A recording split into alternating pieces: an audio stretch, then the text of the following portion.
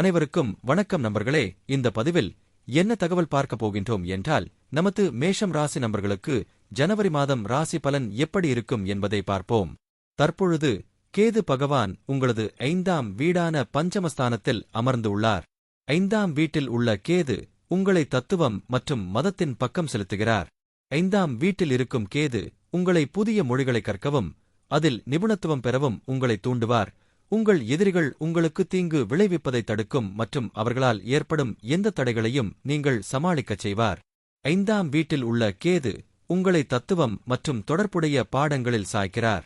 நீங்கள் இந்த துறையில் ஆராய்ச்சி வேலை அல்லது உயர் படிப்புகளில் ஈடுபடலாம் மற்றும் நிபுணத்துவம் பெறலாம். இந்த அறிவு உங்களை அறிந்தவர்கள் மத்தியில் நல்ல பெயரையும் கொண்டு வரலாம்.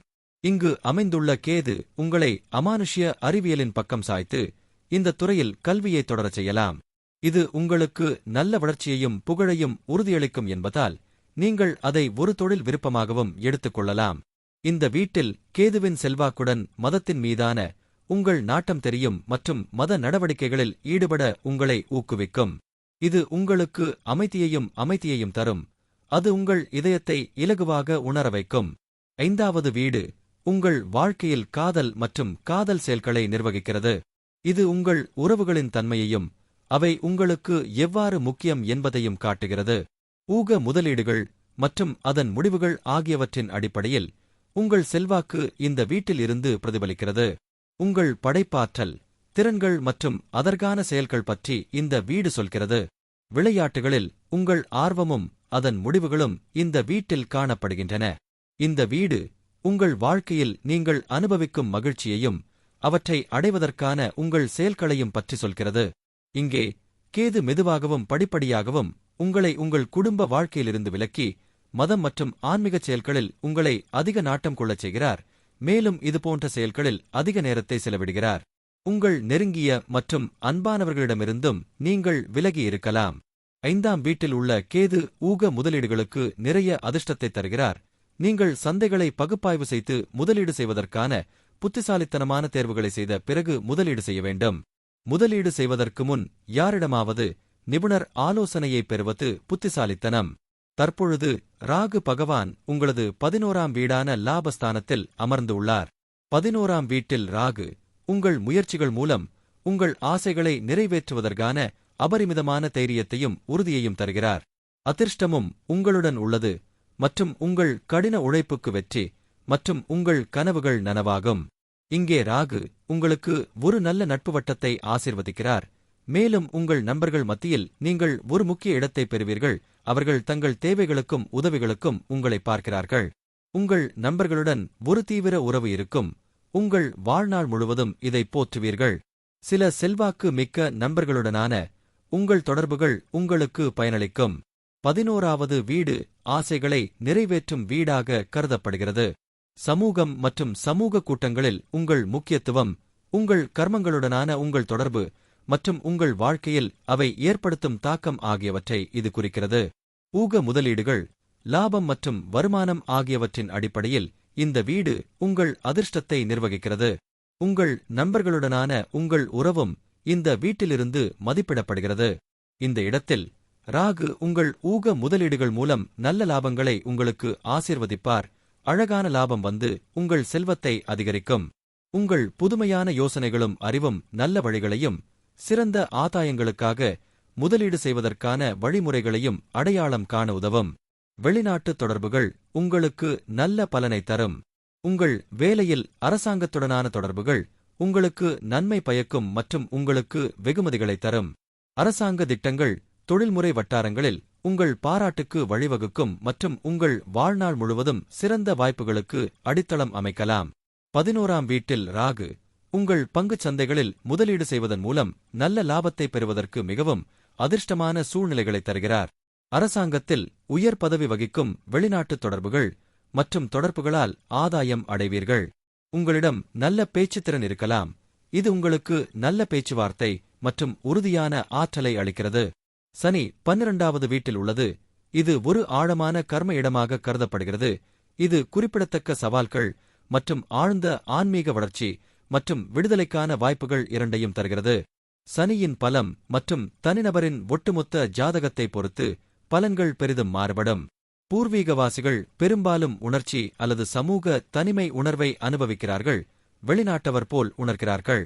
அவர்கள் தனிமையை விரும்பலாம் அல்லது மருத்துவமனைகள், ஆசிரமங்கள் அல்லது வெளிநாட்டு நிலங்கள் போன்ற பலவந்தமான தனிமையின் காலங்களை எதிர்கொள்ளலாம். இந்த வேலைவாய்ப்பு மனதில் பயம், பதட்டம், மனச்சோர்வு மற்றும் அமைதியற்ற மனதை கொண்டு வரலாம். இது தூக்கமின்மை அல்லது தொந்தரவு தூக்க முறைகளுக்கு வழிவகுக்கும். 12வது வீடு இழப்பு மற்றும் செலவுகளின் வீடு, வியாய பாவம். இங்குள்ள சனி நிதி கசிவுகள், ஆடம்பரத்திற்கான போக்கு, சட்ட சிக்கல்கள் அல்லது மருத்துவமனை கட்டணங்கள், கவனமாக பண மேலாண்மை மற்றும் ஒழுக்கம் தேவைப்படலாம். சாத்தியமான உடல்நல பிரச்சினைகள், குறிப்பாக கீழ்மூட்டுகள் அல்லது பார்வை இடது கண் தொடர்பானவை எழலாம். பூர்வீகத்திற்கு இரகசிய எதிரிகள் இருக்கலாம் அல்லது துரோகத்தை எதிர்கொள்ள நேரிடலாம். ஆனால் விழிப்புணர்வு மற்றும் பற்றின்மை மூலம் அவர்கள் இந்த உள் மற்றும் வெளிப்புற சவால்களை சமாளிக்க முடியும். வெற்றி, குறிப்பாக ஆரம்பகால வாழ்க்கையில், தாமதமாகலாம். இலக்குகளை அடைய அபரிமிதமான கடின உழைப்பும் பொறுமையும் தேவைப்படும். இது ஆன்மீக விழிப்புணர்வுக்கான மிகவும் சக்தி வாய்ந்த இடமாகும். எதிர்கொள்ளும் சவால்கள் பெரும்பாலும் பூர்வீகத்தை உள்நோக்கம், தியானம் மற்றும் சுயுணர்த்தல் பாதையை நோக்கி தள்ளுகின்றன. 12ஆம் வீட்டில் உள்ள சனி வேலை, பயணம் அல்லது வெளிநாட்டில் குடியேறுவதற்கான வாய்ப்புகளை வலுவாக குறிக்கிறது. இது செல்வம் மற்றும் தொழில்முறை வெற்றியின் குறிப்பிடத்தக்க ஆதாரமாக இருக்கலாம், குறிப்பாக ஆரம்ப போராட்டங்கள் அல்லது தாமதங்களுக்கு பிறகு. தனிநபர்கள் மனிதாபிமான பணி, சமூக சேவை அல்லது மருத்துவமனைகள், சிறைச்சாலைகள், ரகசிய உளவுத்துறை அல்லது ஆராய்ச்சி போன்ற நிறுவனங்களில் திரைக்கு பின்னால் வேலை செய்வதை உள்ளடக்கிய தொழில்களில் செழிக்க முடியும். குரு 3வது வீட்டில் இருக்கிறார், அதாவது தைரியம் மற்றும் குறுகிய முயற்சிகளின் வீடு. ஆலோசகர் மற்றும் கனமான கிரகமாக வியாழனின் இயல்புடன் முரண்படுவதால் அதன் இயற்கையான பலன்களை முழுமையாக வெளிப்படுத்த போராடுகிறது. இருப்பினும் வேலை வாய்ப்பு முற்றிலும் எதிர்மறையானது அல்ல மற்றும் அறிவார்ந்த வலிமை மற்றும் சவால்களின் தனித்துவமான கலவையை கொண்டு வருகிறது, நனவான முயற்சியின் மூலம் பெரிய வளர்ச்சிக்கான சாத்தியக்கூறுகளுடன். பூர்வீகவாசிகள் பெரும்பாலும் திறமையான தொடர்பாளர்கள், எழுத்தாளர்கள் மற்றும் பேச்சாளர்கள். அவர்கள் சிக்கலான கருத்துக்களை தெளிவுடன் வெளிப்படுத்தலாம் மற்றும் கற்பித்தல், பத்திரிகை, வெளியீடு அல்லது பொதுப்பேச்சு போன்ற துறைகளில் சிறந்து விளங்கலாம். அறிவு மற்றும் கற்றலுக்கான வாழ்நாள் முழுவதும் தாகம் உள்ளது. பெரும்பாலும் அவர்களின் படிப்புகளுக்கு ஒரு தத்துவ அல்லது ஆன்மீக அணுகுமுறை உள்ளது. இந்த இடம் உயர்ந்த புத்திசாலித்தனத்தையும் உள்ளுணர்வு மனதையும் குறிக்கும். பாரம்பரிய நூல்கள் முரண்பாட்டை குறிக்கும் அதே வேளையில், நல்ல இடத்தில் இருக்கும் வியாழன் உடன்பிறப்புகளுடன் ஆதரவான மற்றும் இணக்கமான உறவுகளை வளர்க்க முடியும். தனிநபர்கள் வாழ்க்கையில் நேர்மறையான கண்ணோட்டத்தையும் சவால்களை எதிர்கொள்ளும் மன உறுதியையும் கொண்டுள்ளனர். இருப்பினும் மன உறுதியை விட உடல் தைரியம் குறைவான முக்கியத்துவம் வாய்ந்ததாக இருக்கலாம். வியாழன் 3ஆம் வீட்டிலிருந்து 7, 9 மற்றும் 11ஆம் வீடுகளை நோக்குகிறார். இது முறையே திருமணம், கூட்டாண்மை, அதிர்ஷ்டம், உயர்கற்றல் மற்றும் ஆதாயங்கள், சமூக வலைப்பின்னல்களுக்கு அதிர்ஷ்டத்தையும் விரிவாக்கத்தையும் தருகிறது. புதன் பகவான் உங்களது 9ஆம் வீடான பாக்கிய மற்றும் தந்தை ஸ்தானத்தில் அமர்ந்து உள்ளார். 9வது வீட்டில் இருக்கும் புதன் பொதுவாக கற்றல், தத்துவ நோக்கங்கள், பயணம் மற்றும் தகவல் தொடர்பு திறன் ஆகியவற்றில் ஒரு வலுவான சாய்வை குறிக்கிறது. பெரும்பாலும் ஆர்வமுள்ள மனம், உயர்கல்வி மீதான காதல் மற்றும் பிறருடன் அறிவை பகிர்ந்து கொள்ளும் இயல்பான திறன் கொண்ட ஒரு நபருக்கு வழிவகுக்கிறது. இருப்பினும் குறிப்பிட்ட விளக்கங்கள், அம்சங்கள் மற்றும் ஒட்டுமொத்த விளக்கப்படத்தை பொறுத்து மாறுபடும். 9வது வீட்டில் புதனின் முக்கிய பண்புகள்: அறிவுசார் ஆர்வம், பல்வேறு தத்துவங்கள், மதங்கள் மற்றும் கலாச்சாரங்களை ஆராய்வதற்கான வலுவான ஆசை, பெரும்பாலும் ஆழ்ந்த ஆய்வு மற்றும் ஆராய்ச்சிக்கு வழிவகுக்கும்.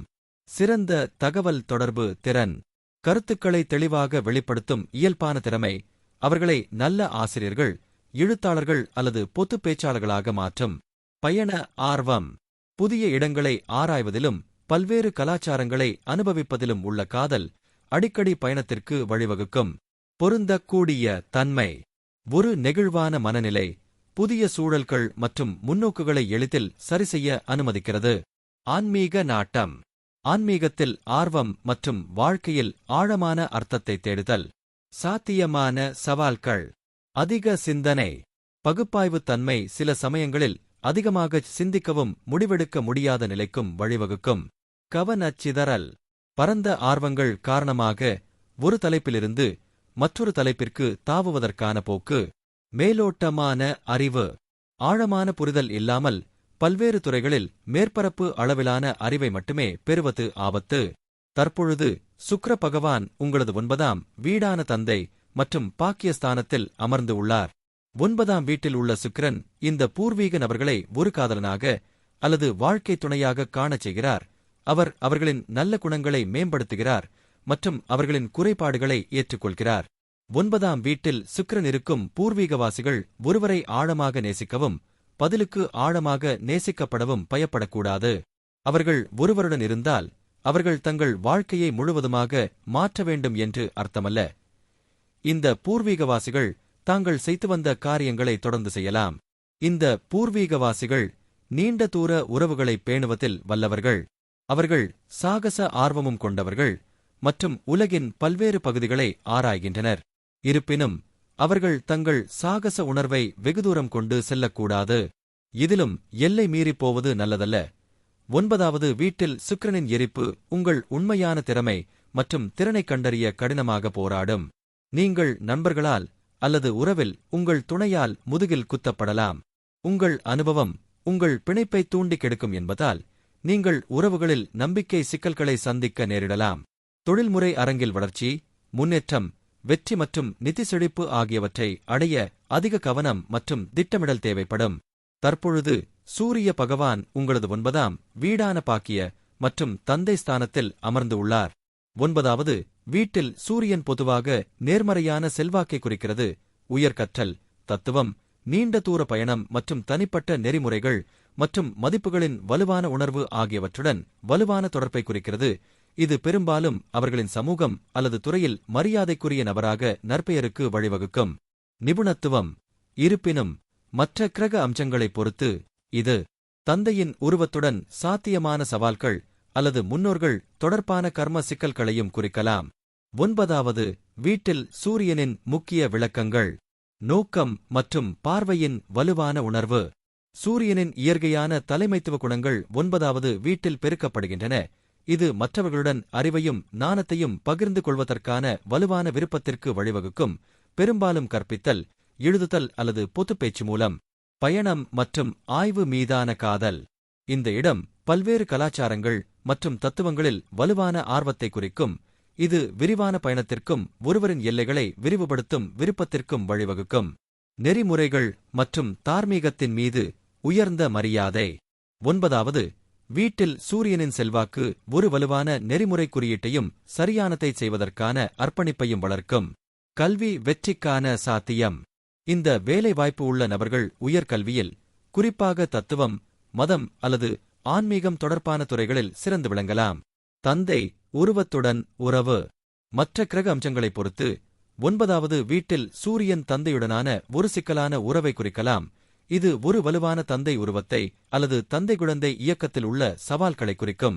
9ஆம் வீட்டில் உள்ள செவ்வாயை அதிர்ஷ்டம், உயர்கல்வி, தத்துவம் மற்றும் நீண்ட தூர பயணம் ஆகியவற்றிற்கான ஒரு ஆற்றல்மிக்க செயல் சார்ந்த அணுகுமுறையை குறிக்கிறது. இது வலுவான நம்பிக்கைகள், நீதிக்கான தேவை, கல்வி, ஆன்மீகத்தில் திடீர் முடிவுகளுக்கான சாத்தியக்கூறு மற்றும் சில சமயங்களில் தந்தை குறு உறவுகளில் மோதல் ஆகியவற்றை கொண்டு வருகிறது. ஆனால் உண்மை மற்றும் சாகசத்திற்கான சிறந்த உந்துதலையும் தருகிறது, குறிப்பாக நல்ல நிலையில் இருக்கும்போது. இது தனிப்பட்ட வளர்ச்சியை இயக்குவதற்கான ஒரு சக்தி வாய்ந்த இடமாகும். ஆனால் மெதுவான முன்னேற்றத்தில் பொறுமையின்மையை தவிர்க்க சமநிலை தேவை. வலுவான தீவிரமான நம்பிக்கைகள். காரணங்களுக்காக போராடுபவர். உண்மை மற்றும் நீதி தேவை. துடிப்பான கற்றல். ஆனால் நீண்ட கால படிப்புகளுக்கு பொறுமையுடன் போராட முடியும். கல்வி தத்துவத்தில் துடிப்பானவர். சாகசக்காரர். ஆய்வு செய்வதை விரும்புபவர். அடிக்கடி அல்லது தீவிர நோக்கங்களுக்காக பயணம் செய்யலாம்.